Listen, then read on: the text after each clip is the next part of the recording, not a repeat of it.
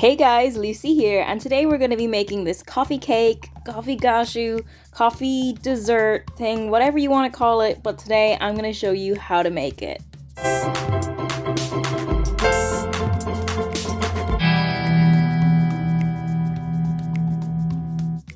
So to start off with, you just need to grease and line your pans, which is what I'm doing here, and I always write the word down on the side that goes, well, down, and I don't want to get lead poisoning, so that's why I do it. I don't know if you can actually get lead poisoning from pencils, but that's fine. Anyway, I'm just cutting it out, and I know there's a hack for your parchment paper where you fold it up and cut it out, and it's much easier, but I don't do easy, so, this is the way I do it, and it works, so it's fine. And then you're gonna grab your butter, and what you do is you put a little bit on the bottom of the pan under the parchment so the parchment doesn't move, and then you just grease everywhere else on the parchment around the sides. For the cake itself, you want to start with 12 ounces of butter and 12 ounces of sugar, and then I mash those together before I cream them together, but then I do eventually just go in with my hand mixer and mix them up until the butter is really soft and creamy. And after the butter and sugar, you add your eggs. You can add them one at a time, but I didn't. Anyway, I lobbed them all in, it's fine. And it didn't affect the cake. The cake was still delicious. And then after your eggs, you want to add your coffee essence. And I feel like this isn't as common as vanilla extract or essence, so this is the one I use. It's Chicory and Coffee Essence with Added Sugar by Camp.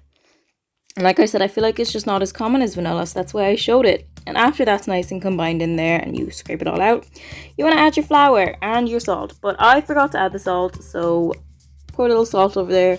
Getting a bit neglected. And you want to add your flour. It's part at a time, 12 ounces. Just so flour doesn't go everywhere. Doesn't really affect, you could lob it all in, but you might get flour everywhere. Self-raising flour, by the way, didn't say that. And then you're just going to divide your batter equally between two 7-inch pans, and then after they're divided and spread it out evenly, you just want to put them in the oven at 170 degrees Celsius for around 30 minutes, 30-35, depending, it all depends on your oven and stuff.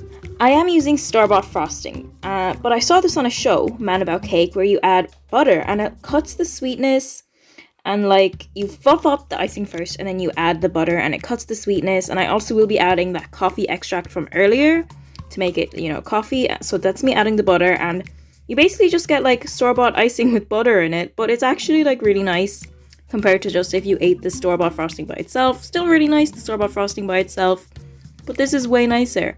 And I added that coffee extract in, and then I got my frosting. Super delicious frosting and stuff for the cake. I have made this coffee cake multiple times before, and this has never happened. Literally concaved, it looks like a basket, just this never happened before, so what did I do wrong? I don't know.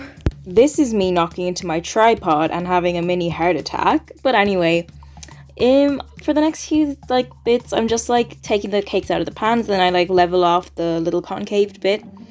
So let me just tell you a little backstory while that's happening. I've made this cake quite a couple times before, and never ever has it happened that it just completely concaves and looks like a freaking bowl.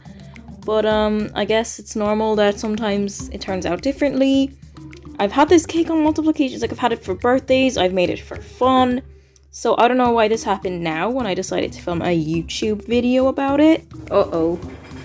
That's not even. As I'm filling the center of the cake with icing, I realize that there's gonna be way more icing in the center part of the cake than everywhere else, but that's fine, I guess. I think it's gonna be a naked cake because there's not a lot of icing. It's so concaved, oh my god. But despite that, you just gotta keep on going and ice the cake. And I did think it was going to be a naked cake because I didn't think there was enough icing, but there actually was. And you can't even see me putting on that icing because I only filmed this at one angle. So I apologize for that, but I do promise I'm icing the sides. You can't see it, but you just have to trust me. Trust me, please. Create patterns, kind of.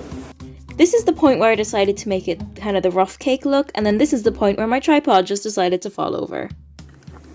I'm okay. So there is a lot of footage of me just decorating this cake, trying to make it look, decent. It goes on forever, so I'm just gonna stop it here and just show you the final cake.